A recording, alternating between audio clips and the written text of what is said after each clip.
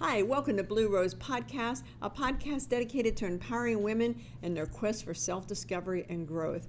Whether you're looking for answers in your personal life or seeking inspiration in your business, our show is here to support you on your journey.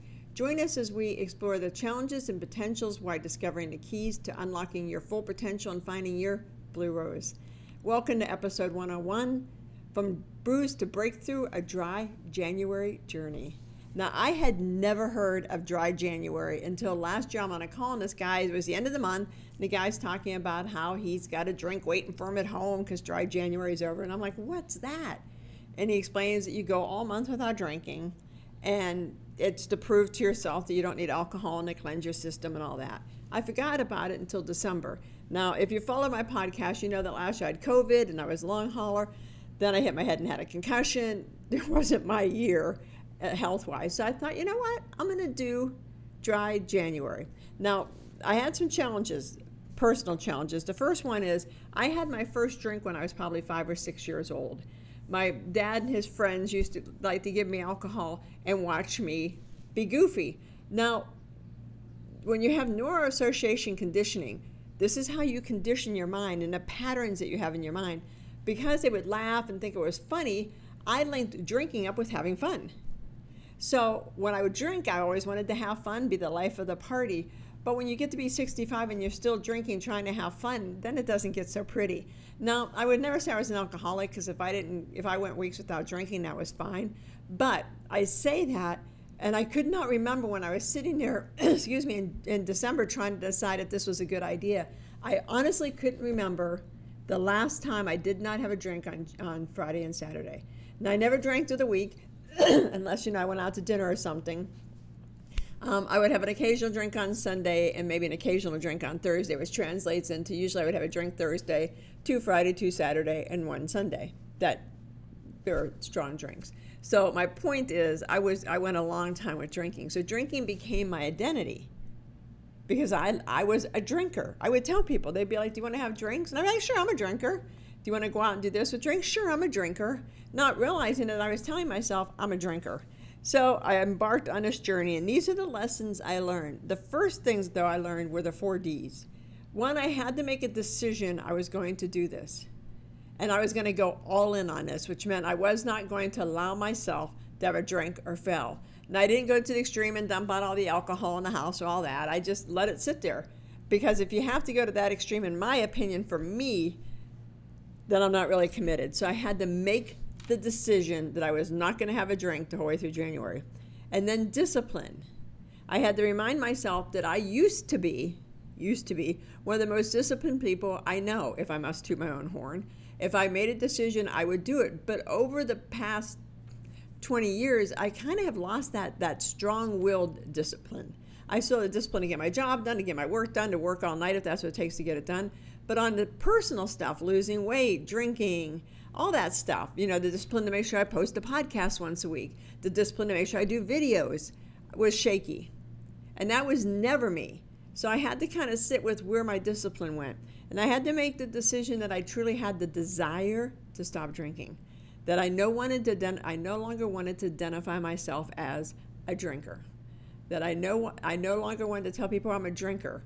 Now if people ask me, I would probably say, well, I'll have a drink or two, but no, I'm not much of a drinker. I'm not much of one. Meaning that I'll have drinks, but I'm not much of a drinker. So I had to have the desire and then the determination. And when you can't remember the last time you didn't have a drink on the weekends, and you're sitting there, the first weekend was a breeze. It was like, oh yeah, look at me, yay, dry January. The second weekend was a struggle because football was on. I was used to watching football and having a beer or a drink, a martini. So that was a struggle, and I had to just tell myself, and I got this actually from Ed Mylett. I don't know if you follow Ed Mylett's show, and he wrote a book called The Power of One More. But he would talk about his dad, who was an alcoholic, and he would say, I'm just not going to have a drink for today. And that's what I started telling myself, I'm just not going to have a drink for today. And now because I want to lose my last 15 pounds, I'm just not going to eat sweets for today. That way you don't have to worry about tomorrow the next day and have your brain think, oh my God, we have scarcity. What are we going to do? This isn't who we are. We're a drinker. We're a chocoholic. It's just for today. We're not going to be a drinker, and we're not a chocoholic just for today. And I really found that helped a lot. That helped with the determination. So it really was the discipline, the decision, the discipline, the desire, and the determination. But what I learned was seriously life-changing. And I know if you follow me, I'm always saying, oh, this was life-changing, but this seriously, the person I was on January 1st and the person I am on January 31st are worlds apart. Because when you're not drinking, you have such clarity. You don't have brain fog from the alcohol. You don't wake up, with hangovers. You don't wake up feeling just blah. You don't wake up because you ate a ton of sugar the night before, or you ate just crappy food the night before, or you're at a bar filled with smoke the night before. You don't wake up like that. And so you don't have that blah feeling. It eliminated guilt, because I would beat myself up. My husband is not a drinker. He'll have a drink on occasion, but he's not a drinker. And I would beat myself. What's wrong with me? Why do I drink? I mean, he never once ever said to me, man, you drink a lot. Never, ever. If anything, he'll go, do you need vodka? I'll go buy it for you. He's just that loving guy. But I had all this guilt around alcohol and all the time that I was wasting being hungover and, all the blah. So I had to remove the guilt, and I had to forgive myself and say, Karen, you're not the 5 or 6 year old girl somebody's handing you drinks to anymore. You're a grown ass adult, and you need to make the decision that this is it, that you're not a drinker, that you're not going to be that kind of drinker. So I eliminated the guilt. Like I said, I had amazing clarity. My business in the past 30 days, on February 14th, I'm going to be debuting my online course, The Art of Discovering You, 3 Steps to Find Your Blue Rose. Because over the past month, it's like, that's what I need to do to reach more people. I like one-on-one coaching, don't get me wrong, but I want to reach a lot of people. And that was one of my epiphanies, Karen. I'm here to help women find their blue rose, to become the blue rose woman, to have the confidence, the courage, the determination, the discipline, the desire to go after what they want in life and business and accomplish it by healing the patterns holding them back. See, whenever I get excited, I talk fast. So it was the clarity, my intuition. Now I do tarot readings, I do psychic readings, I do all that stuff, very spiritual. But my intuition has gone through the ceiling. Whoo! I will look at somebody, and not evasive, but somebody will be like, well, what about this? And I'll just look and I'll be like, no. Myself, just the deep dive I've done within has been amazing. And I'm just much more focused, much more driven, much more focused. I'm trying to think of a good word to say it to. But I've also, going a month without drinking, you change your neuro-associative conditioning, or as we know, the neuroplasticity of your brain. So I rewired my brain, which is part of my course. We reconnect within and look at what's going on in your soul level. And then we rewire these beliefs. I rewired the beliefs of, I'm a drinker.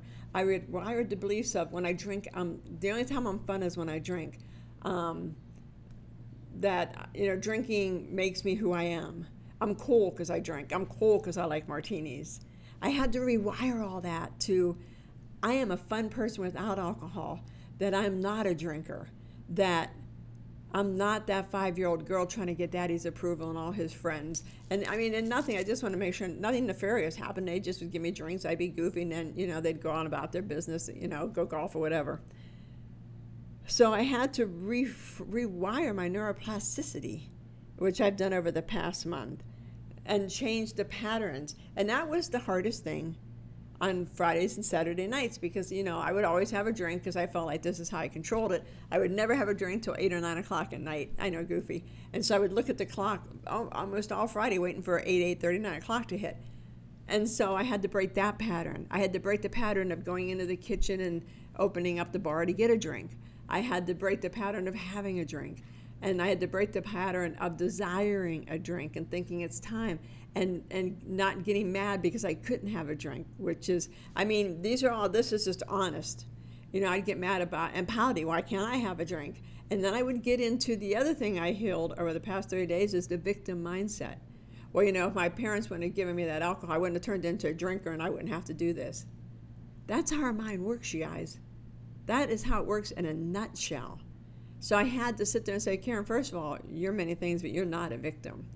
And you can blame everybody else in the world, but when you blame and you point your finger out, there's a whole bunch more fingers pointing back at you. This is on you. You're not 8, 9, 10, 12, 15, 16, 18. You're grown now, and you're the one that chooses to have these drinks. And when I took back my power, which is when we rewire, we help you reclaim your power. And that's actually stage 3, is reclaim your power, reclaim your voice, reclaim who you are. And become that blue rose woman, that confident woman who knows what she wants and will let nothing stand in her way. These are the lessons that I learned, and are just so powerful. So if you've never done a dry January, I strongly recommend it. And, somebody asked me, so is it going to be dry February? And I said, I think it'll probably be dry February 95% of the time, because I have a couple business meetings. So when I go to business meetings, I'll probably have a drink. But it'll never go back to just sitting around having a drink every day on a weekend. It'll just never do that, because I'm not that person anymore. I changed that conditioning. I changed the view of myself. And that's what my online course does. And also I have a one-on-one coaching where I help women with their self-image, because this is all about self-image. This is how I saw myself. And the fascinating thing is how we see ourselves as something that gets programmed in as a child. As a child, this got programmed in. Now, the interesting thing is I have a brother and sister. Neither one of them drink. Isn't that fascinating? My sister doesn't drink at all. I don't know. I think I've seen her maybe have one drink the whole time I've known her, which, as my sister, I've known her my whole life. She's just not a drinker, nor is my brother. But for some reason, now there is a gap between us. There's 4 or 5 years between, the brother, and I think 3 between my sister. And so by the time I got to 9th grade, they were long gone. So I was kind of in the house by myself. And, when you have to wrestle with the trauma that a lot of women have, alcohol helps soothe the trauma. Alcohol helps you forget. Alcohol helps you explain away being goofy, or, doing something stupid the night before. Well, I was drunk. Because I was always quick to be the victim and blame everybody else. But now I understand there's nobody to blame but myself. I am never going to be a victim, ever, because I'm in charge of myself. So if I'm a victim, I'm allowing it. And if you're interested in me doing a podcast on becoming a victim, let me know. But whatever you do in your life, like for me, it was drinking. For others, it's smoking. For others, it's food. For others, it's, sleeping around. For others, it's being mean to themselves. It's beating themselves up. For others, it's allowing people to beat themselves up. Whatever you're doing, that can be healed. You just have to get back to where it started. When I realized that the drinking started when I always knew I was that young, but I never realized that it was fun, because I was the life of the party, and I liked being the life of the party. When I got to that part of it, it made things so much clearer, because there was nothing other than drinking meant fun to me. Now, I have a friend that doesn't drink because she drank when she was younger and had a very, very bad outcome. And to her, drinking is pain. Drinking is memories of that horrible outcome. So she'll never touch a drop. It's what you link things up to. For me, my weight, I linked it up to being in control of my own body, being in control of who I am. And plus, if you have drama in your background, nobody would want you because you're chubby. That's not true. Abusers are abusers. They don't care if you're chubby or thin.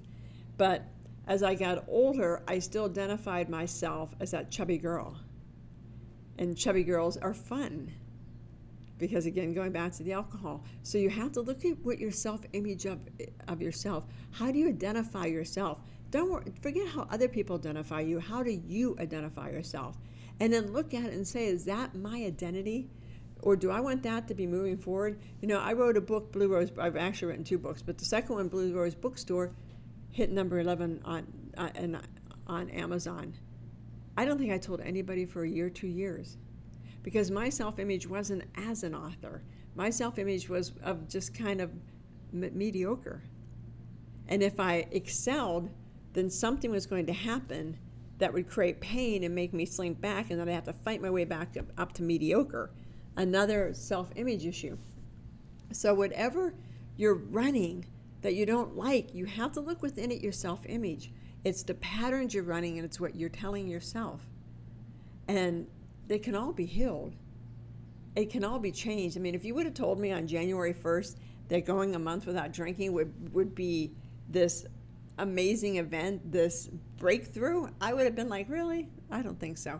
Booze doesn't impact my life that much, maybe a couple calories here and there, but it doesn't impact my life. I did not understand how much habits, doesn't matter what it is, but how much habits determine your outcome, how much habits can hold you back or support you.